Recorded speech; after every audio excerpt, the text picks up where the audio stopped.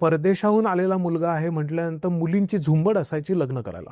आता मुली म्हणतात आम्हाला जायचंच नाहीये अमेरिकेमध्ये. आणि ह्यामुळे नाही की तिथं सेटल व्हायला वेळ लागतो, तिथं तर काय त्याच्याबद्दलचं अप्रूप कमी झालंय, हे लग्नाच्या ठिकाणी सुद्धा कमी झालेलं आपल्याला दिसतंय. तर मला नाही वाटत की इतकं इट इज नॉट हॅलोड नाव, की म्हणजे हे काहीतरी फार भव्य दिव्य आणि हे केलं तरच आपण काहीतरी आभाळाला हात टेकले, नाही तर आपलं सगळं जीवन व्यर्थ आहे. इथपर्यंत काय आलंय असं मला वाटत नाही.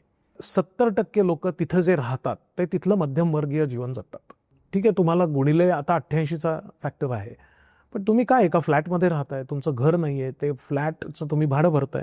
घर घेतलं तर त्याचा EMI आहे, त्या EMIच्या भयाच्या सावटाखाली तुम्ही जगत असता. नोकरी गेली तर काय याचं एक चिंता असते.